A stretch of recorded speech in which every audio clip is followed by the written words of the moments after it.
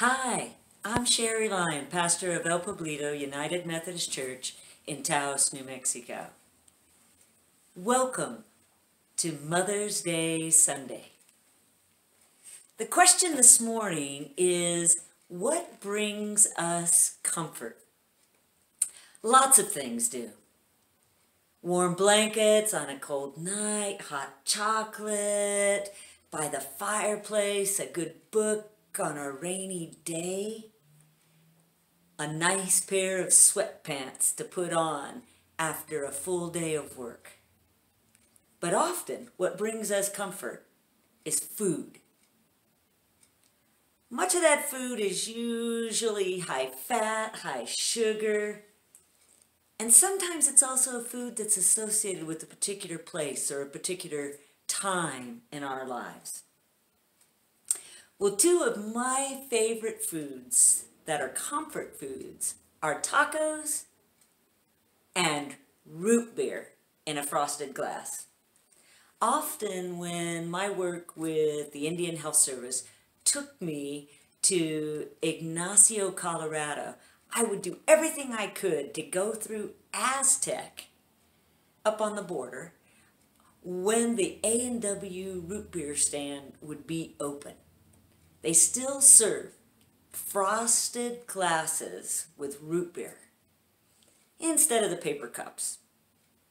I think my love of A&W root beer in the frosted glass and tacos came from growing up in Imperial Valley, California, and traveling with my dad to check the fields and trying to catch the A&W root beer in Brawley, California, just at the right time so we could have a cold frosted glass of root beer on a hot day.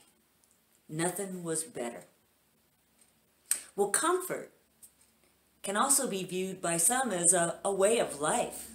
There's a whole concept called hygge, which is an important part of the Danish way of being. The writer Mick Viking wrote, "A defining feature of our cultural identity and an integral part of the national DNA of Denmark is hygge." Actually, it's spelled H-Y-G-G-E. That Danish concept can't be translated completely into just one word, but it composes a feeling of cozy contentment and well-being, of enjoying the simple things of life. That's something I think we all like. But sometimes we look for comfort in other places, things besides food. Sometimes we do it in what we call retail therapy. Sometimes people look for it in a bottle or in a needle. The truth is, we all need comforting at times. And the good news is, God is always there for us, like the strongest and healthiest of all mothers who love their children unconditionally. We read in 2 Corinthians chapter 1, verses 3 to 4, "Praise be to God and Father of our Lord Jesus Christ, the Father of compassion and the God of all comfort, who comforts us in all our troubles, so that we can comfort those in any trouble with the comfort we ourselves receive from God." How God provides that comfort varies. Sometimes it comes to us through a verse or a passage of the Bible that just jumps out at us while we're reading it. Or perhaps God's comfort comes to us as an inner assurance in the midst of grief or trouble. And often God's comfort comes to us in the love and care of others. And for many of us, that first experience of comfort comes at the hands of our mothers.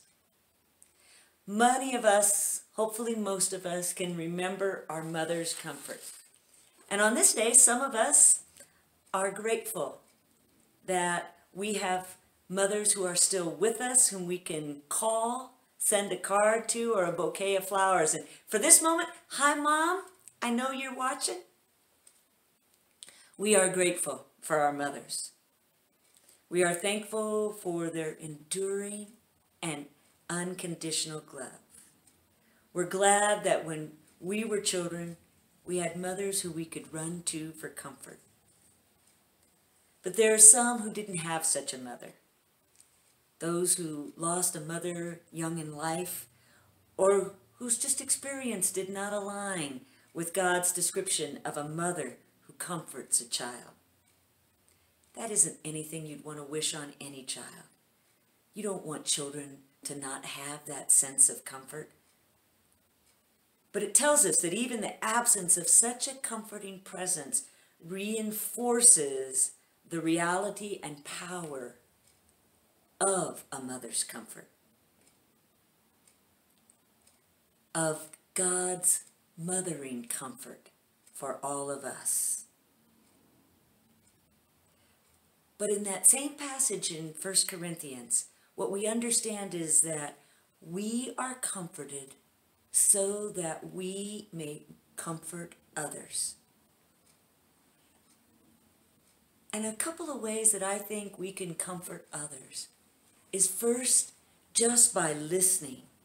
Not trying to fix or solve whatever the problem may be, but truly listening with all our might and spirit. To do that requires us to be open to and hold lightly whatever the other person is saying and experience. We can do that even now as we maintain physical space. One way to do it that I find helpful is before I reach out and call or text someone, to just take in a moment to breathe in God's love and breathe out any of my own expectations or needs, and then simply listen. I think it can be hard not to try to problem solve or fix whatever's going on in somebody else's life. But as much as we'd like to do that, most of the time our fixing the problem is not really possible. And generally, people don't want us to try to fix it. It's true of ourselves. When we want to share our story, whatever's going on in our lives, we want people to just hear us, not fix it. Simply being heard can be comforting. But as true as that is, there are times we just want to reach out and touch the other. Just this past week, I had a woman who I know well drop by to pick up a bag of food on an emergency basis. And while she was here, she just started crying. And it was because her son is a mess. He's hooked on heroin. She's done everything she could to try to help him. She said, I've tried everywhere.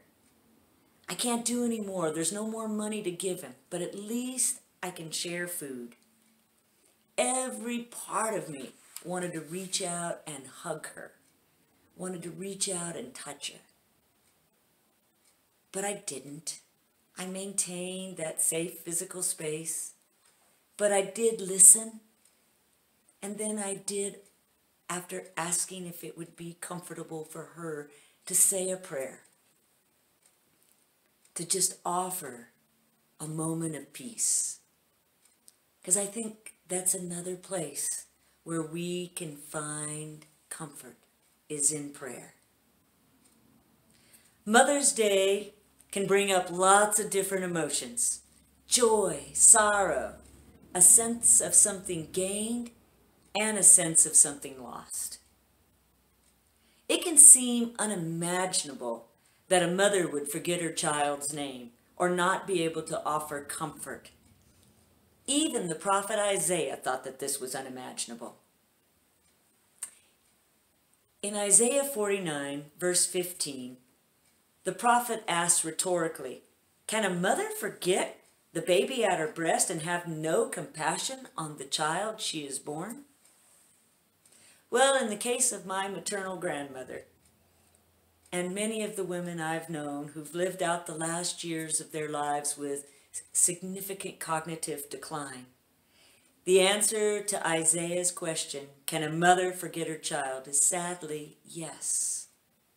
And those who've experienced this loss of connection is painful for both the child and, I also believe, the mother, who can no longer express her love and comfort.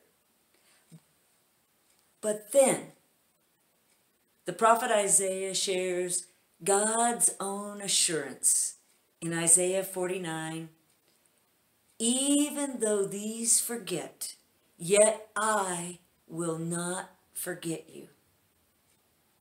We are so much more than what we remember. We are what God remembers. So today I invite you to embrace the Danish concept of hygge and comfort, and enjoy the simple comforts of life, and may we share that comfort with others. I believe that faith is a journey. It takes us beyond memory, beyond understanding, beyond comfort, beyond our own control. Faith is about a road, not a specific place on the road.